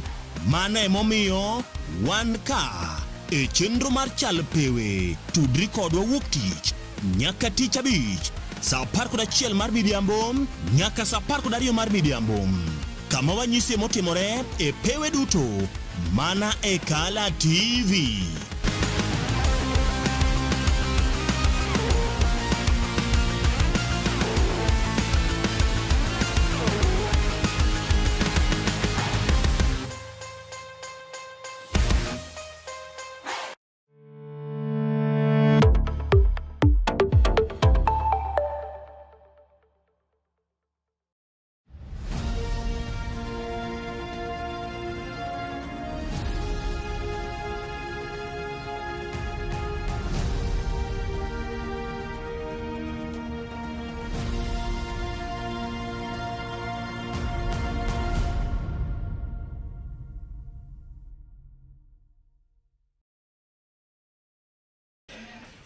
Machiegni kendo nya kwar mga jwang pod wantie mane nonro niri mar oboke ka koro wang'iyo oboke nonro mogik mano mar The Standard Today. Brenda, Standard Today itemo kwongo? Itemo kwongo wach mamipek wacho kanyo ni Haven of Corruption. Kaba wano kanyo koket picha mar jatend piny Amerika mano migosi Donald Trump kachielo kod ka picha mar jatend piny Kenya Laktar William Ruto. Bineno ka jatend piny Amerika Donald Trump kawuoyo to kudho pesa ne jatend piny Kenya migosi William Ruto. Pesa go eko mawuok USA, wuok Europe, wuok Middle East. Choma mana Kenya. Map mar Kenya. Kenya mang'udhe oko koso. Okay, map mar Kenya. Pesa wuok Kenya. Choma Middle East, Europe and USA. Pesa mag modhi. Kod teko. Kod teko. A blister, United States Trade Report has cast the William Ruto-led government as a what? A corruption-riddled market where bribes, opaque procurement, and regulatory hurdles lock out fair competition, piling pressure on Kenya as it pursues a high-stake bilateral deal with Washington. Despite rising trade volumes, the warning signal a hard line from the Trump administration, with sweeping reforms likely to be demanded before any agreement is sealed. Belakanya kono mugajong and report kutendeko da nyithind school maben sani kono loro holiday dilemma. Parents struggle to keep children engaged and safe. Parents really struggling to keep their children. The question why I've said this is why I've said ni jogeri ambo. Kilo nye kudu kunyo. No, the latest lot to do gunyoro. Anyway, equally good budget and concerns about equally stressful for modern day parents is the internet and its myriad changes. The holiday period is well utilized, can enable children to recharge while also supporting their personal development. As schools close for the April holiday, many parents across the country are grappling with the challenges of keeping their children engaged, safe and productive at home amid the rising cost of living. Sani puothe nitie jotelo nyithinde puothe nyithindo pur matin e holiday. Do they know? Ginge puro? Ok mana nyithi taon ema kia puro, malala to ng'eyo. Okay. PSB talk hint at closure of 1,000 senior schools. The Ministry of Education may be forced to scrap public sub-county day senior schools, also known as Category 4 CA, C4 schools, after more than 1,000 of them failed to receive a single grade 10 learner during this year's placement. Education Principal Secretary Julius Bitok has announced. Skune mok tin ni 1,000 sani koro nyalo biro loro bang' kane gikwepo mok gikawo nyithindo go e grade 10 onge nyathi mano dhi kuro. Macho ni competency based system ni eri samoro pod bago oganda jo Kenya. Climate shock highlights disconnect between academia and policy.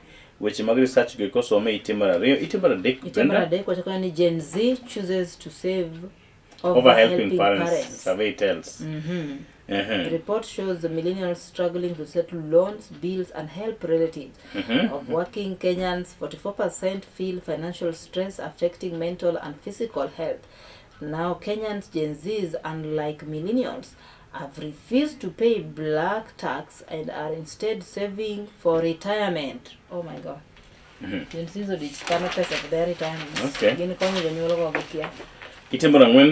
Discussion media actually. When Trump administration exposes Kenyans road ahead of trade deal.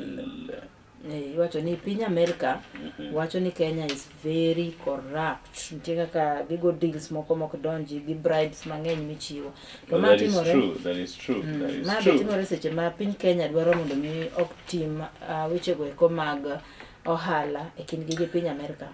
Bath kanyo bende Brenda Jokido ne tich oganda sani kod dwaro ni mondo mi owe achiel kuom jotelo piny Uganda mano Migosi Kizza Besigye and Lissu Tunduli. Lissu? Yeah, Lissu Tunduli is the one for Tanzania. Human rights group across East Africa have renewed call for the release of a political prisoner, including Ugandan opposition figure Kizza Besigye and Tanzanian politician Tundu Lissu, warning of deepening human rights crisis in the region. Itemara Beach, First Lady. Champions prayers as Kenya battle drought and floods. Champion? Prayers. No action. Please don't pray, Mama. Alisema ite in State House, they pray. And as early as saa 11 wanaomba. Who is not doing that? Wanaomba. Nani aombi? Now someone was asking that the former First Lady was preaching Linda Mama for women when this one is preaching prayers. The question is, who is not praying? We want action, Mami. Pelekeni msaada kule North Rift. Msaidie watu. Even the Bible says prayer without action is void. Is nothing. You have to pray with action. Judge warned parents against using children as a pawn in dispute. A little expound. Parents should not use children as pawns to settle personal scores when love is lost. High Court Judge Samuel Mahochi has said, while dismissing a man's claim that he could not afford 200 bob a day for his children's food. Hey, 200. Makofi. Do kaka winje? Amori winje mopogore. Yes. Do koro wacho ni nyathi kik bed agenga. Exactly. Kata kik bed gimomiyo nego be na chuli. Na yudo kori nyathi to mana yudo kori nyathi no why not ready? Yani yudo koro jonyuol koro tiyo marach koda nyithindo. Nyathi ma koro ket katikati ka gwenyruok e paro sebedo. Ni gine ni nyathi moketa ka. Nyathi ma koro Police urge to use AI in future recruitment. AI ni vino sa joga. People misusing AI. Sana. Ite mabelekani mano ite marauchiel. Mwacho ni people want you united. Uhuru tells opposition. Opposition koro ningore ure. People wants them united. Kwani gibe gilo mdana. Gimbe ginfanya gilwenyi maro who is going to be the head, who is going to be good. bearer. Mano is normal. City private club ordered to pay 1.4 million in membership dispute. A decision to lock out a university don and a businessman from private members club over 1,500 standoff has cost it 1.4 million. Yeah, you're just right. No kochulo 1,500 due pay. To jogo chalo timre kode marach odhi e do. Makoro kar tongona no ogo fine maromo 1.4 million. Rokni rach. 11 governors nab Senate summons fined 500,000. Governors moktina pagachiel mabende nokwepo moko chope nyim committee no Roma Senate. Sani koro ogogi fine moktin million nus million. Oting'o gi kae Governor Ali Abdi Guyo. Governor Ali Abdi Guyo Isiolo. Nadhib Jamal Garissa, Mudhomi Njuki, Tharaka Nithi, Stephen Sang, Nandi, Susan Kahiki, Nakuru, Gladys Wanga, Homa Bay. An piny kanyo anu chila yako gi nyongo giri. Governor Sanyang. Governor Nyang' Nyong'o Kisumu ochila yako. Okay, wasom gini maber. Wanuone joka nyang. The Senate County Public Accounts Committee has flagged 11 governors for failing to appear before the committee for scrutiny as Auditor General reports on the expenditure of billions of shillings allocated for the counties. Proceed. Governors Abdi Guyo, Isiolo, Nadhif Jama, Tharaka Nithi, Garissa, Mudhomi Njuki, Tharaka Nithi, Stephen Sang, Nandi, Susan Kihika, Nakuru, and Gladys Wanga, Homa Bay did not appear before the committee despite several invitations and summons issued.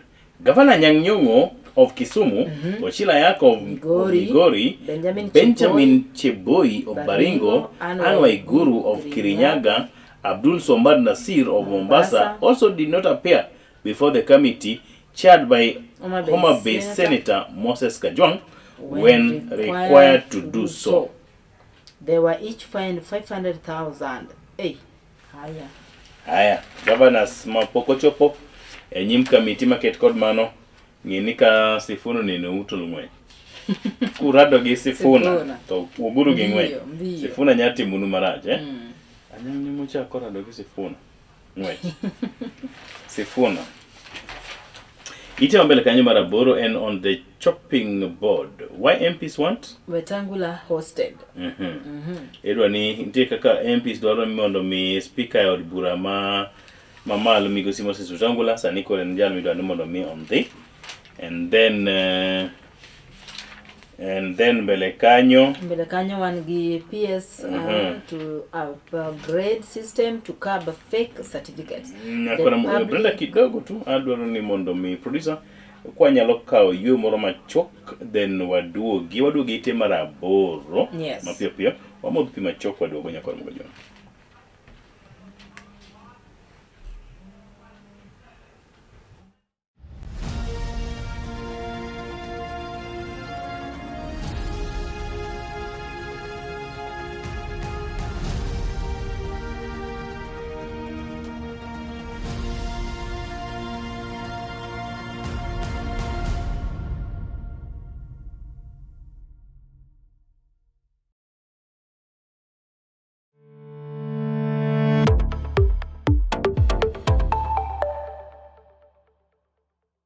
Get ready.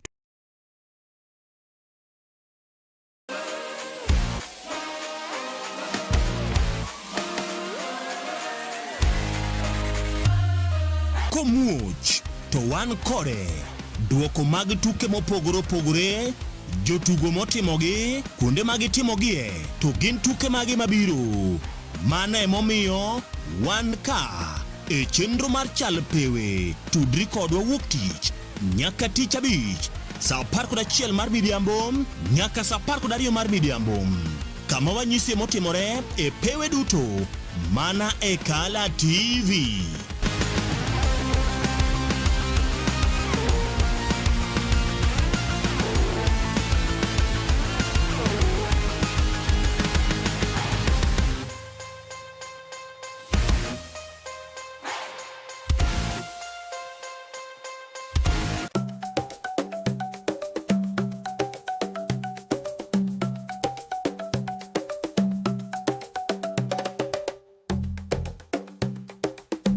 Be isegombo ng'eyo kit tedo chiemo ma opogore opogore, obed chiemo manyasani kata manyachon, machalo aliya, aluru, obambo, to kod mamoko mathoth. Machiegni tet manimba, chenro miyudo tiegruok mathoth e weche mag jikon. Waseso jikondi kod chiemo mamit mawuoyi kinang'o lith lweti. Kochakore crepes, cookies, ring abula, samosa molose rang'iny mamalo man kod ndhadhu mamit miwuoro. e kind chiemo mamoko mathoth. Par ni wapuonji loso nyaka kit math mamoko mayom kaka cocktail kod smoothies matieko riyo. Kik bayi. Tudi koda juma ka juma mondo wated kanyakla. Chieng' tich ang'wen, chakre saa 5:30 nyaka saa 6 mar odiechieng'. Det manimba. Duoko duto ne penjo mag jikondi.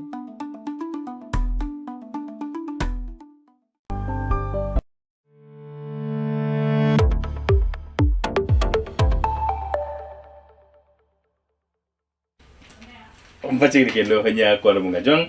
Brenda ne pimuna wache rech mowang 10 days ago. Kapok wadoka ya maiche maraboro Brenda banka wasechamo rech mowang 10 days ago. Yes. Mapio pio kapok obedo kod wendo mobendo wadhi bedo go toko Okinyi maket kod maendi. Ite maraboro yes, na Brenda. wankanyo kod ka wach mar Edwin Sifuna Gini on the chopping board why MPs want Wetangula ousted. Kaito bathe kanyo wan gi PS to upgrade system to curb fake certificates. The Public Service Commission is now blaming outdated technology for its inability to curb the proliferation of fake academic certificates in the civil service. Aso ni lonyo se biro moloyo kaka jokma onie miga mopogore nyalo bedo molony. Yes. Nyithindo riek mologi. MPs push for urgent collaborative action to stop rising cancer deaths. Kanyo nyake yudo osiep na jaod bura maseme Dr. James Nikal. The National Assembly has resolved to engage the Ministry of Health and other key stakeholders to address the increasing number of cancer-related deaths. Kao tulu mari mono misom report market kod mano ite mara ochiko piny kanyo KPLC order to pay man for cutting history.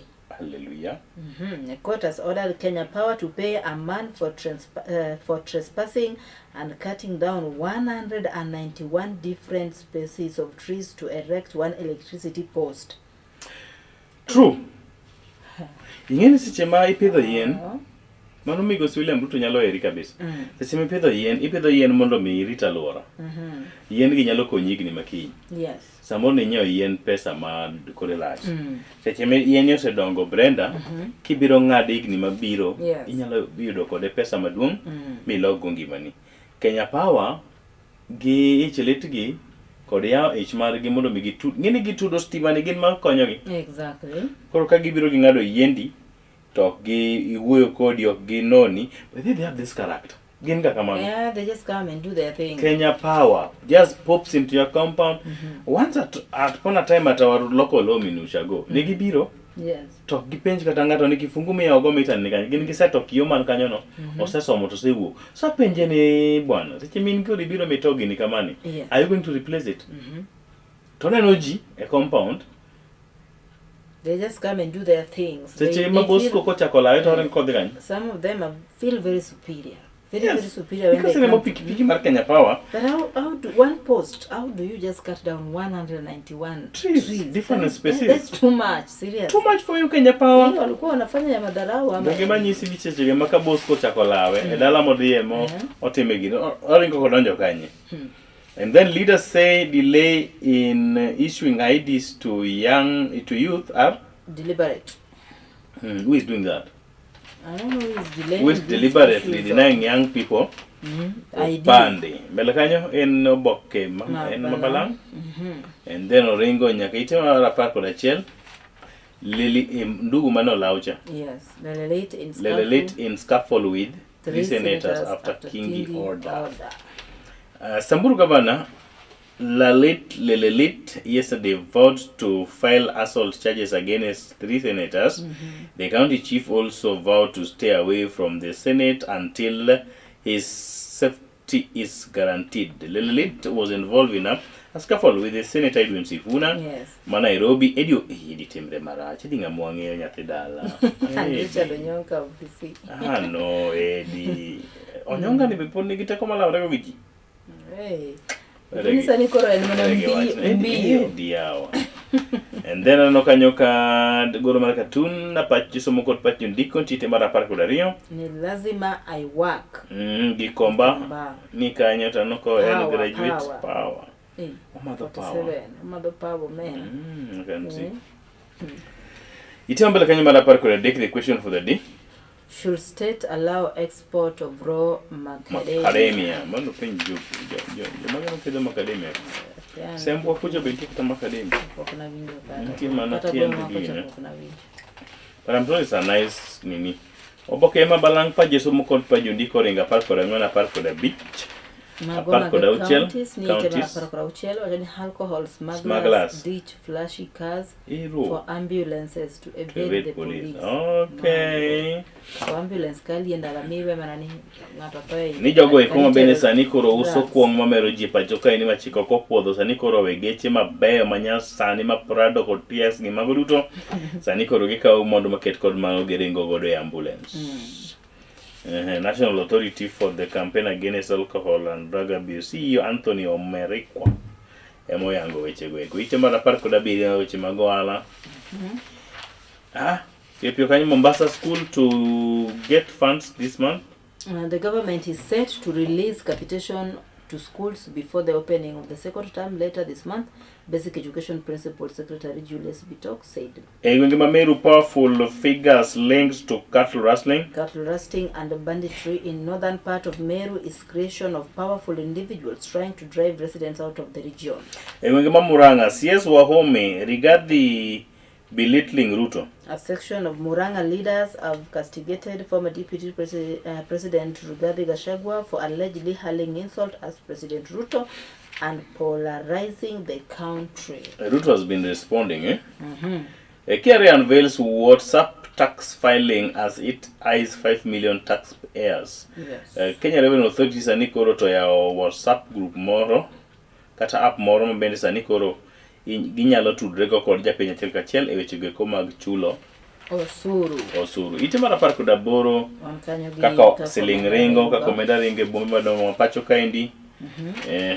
Paje somo pontie kanyo ite ma mbele kanyo weche mag ohala olakalaka. In the world today, Trump says war could end in 2 weeks as Israel strikes Tehran. So Israel is striking, but Trump is saying the war could end. 2 weeks putting in. A day only in that war is too much, one. Mbele kanyo en weche go kuma go ala polo di nyime lendo mopogore bende ntiere kanyo ka otulu mare mondo mi som katelu weche go eko agaja mili kod kwano real estate ntiere kanyo weche go kuma ute kod gedo ka otulu mare mondo mi nyi wale ganya ka ite mambele ngechite ma prodega achiel gi lendo mago elni machuoko oringo nyakete ma prodeko dario prodeko dadek prodeko dangwen. Yama magoro lalgon tiere ite mar prodeko da bich. To kebe moro kanyo milongo ni Simon Dudi Sungu. The body will be removed to Sondu Kisumu for an overnight vigil on 3rd April 2020. Manoki 2026 at home, with the burial set for 4th April 2026 at Ramogi Village, Nyakati constituency. This is still a very young man. I get a video interest na somo sigande. It's very, very young. Kibeni hapa na winjo sigande. It was a sudden demise of the founder Simon Sungudu Terano that occurred on the 5th March 2026. He died suddenly. Mbele kanyo mtiere weche mag Easter, lindo mag Easter mochakre mapiyo piyo boka othulo mare mondo mingigi ite mar pradeko da uchiel, pradeko da biriyo, weche mag tuke. Weche mag tuke. Kahiga and Wanyonyi. Wanyonyi lead chase for 2025 Soya Honors. Soya mar jadwe. Ibo dhieri. Maybe in Soya mo. Lakini soya chuja medo ngundi koko bana. Nyarucha dhinade. Kusuwach noni edo, waverego. I hope she is fine. Doing fine. Tuke kodhi nyaka ite mar pradeko da boro, pradeko da chiko. Aneno kanyo ka weche mag tuke mag nationals. Dire kanyo Nakuru and Mombasa counties off to good start. And then bate kanyo tuke mag skunde secondary kaka ni wasesa omoite mokwongo. Aneno kanyo Edwin Sifuna imiyo pesa kanyo. Bwana nilga Sifuna Nelson Sifuna. He's a brother to Sifuna, you know, by the way. Okay. But he's somebody I know. Nelson Sifuna okao dami check mar 30 million. Nelson kura nega goch ne Nelson. Eastern Championship Kieni hope to secure energy Eastern kati moment. Mbele kanyo itimo gik, it's all dance for DRC Congo as Italy fail again. Italy fail again. Italy fail again. Okay, Italy. As Italy fails again, nyakoro mga jong. Kangiyo wang chieng kanyo nyakoro mga jong dako sekalo kanyo para beach koda beach banks achielo kinyi market kod maendi. Pani wadong mana kod daka machok to bedo koda wendo kinyi rima kawuono mano yudia manyalo chieng. Modo nuambe go ainyato arita mag nyithindo. Kinegi eki manyithindo ni pacho. Usecha kwa yuak ni fridge ni nono. Nyithindo nyikuoma maubaya baya. Kaki wuok kode otam. Ing'eni ok inyal bedo gi nyathi ma en miluongo ng'ato no wuoni gi nyathini. Wuoni ni bi wuona kode. No tama ng'ona. An ng'ano tamo wang'a koro bi wuona kode. Iseneno nyathi machungi mine ot. Nitie. Momak. An sani ng'a duong' Pak ruoth. Ya to mino nyaki ni manonyo ni muti. Naneno video moro. It was for content, I think. I want to believe it was for content. Makijana moro koro sechopo 18 nyiso mama gini chakre kawuono. Yes. Kora ng'ama duong'. So I'm going to take care of myself. Okay, fine. So kafi uma iketo ni saa 2 gotieno yuda ot ka. Koro anyalo chore ni manyadi bugo kata bara saa 9 otieno. I'm just informed. Dongo duke ode. Noto koda. O inform nyathi minigi. Ni koro dwa mani ng'ena ng'ama duong'. But dongo dugo to kotame dugo so chiko to duge ode. Ode. Exactly. Ng'ama dongo ne dot no yawo ne dot tigo. Akan mama utamba dugo manani sani koro ng'ama dugo. So what responsibility koro mari. Koro modong gitime odi. Nyakoro mga jong mathoth oyudo e nyiri machok mabiro mbele kanye to koda Mika yudi Ocheng manyaro Ocheng ka wadwa twago ewi arita mag nyithindo ahinya to kinde gi ekima wane yweyo mabiro dhi nyime kuom thuolo mok tin ne jumbe adek Brenda. Dungan just sadoya wotseme. Kachilo koda kan Brenda Agenyo anya super nyana.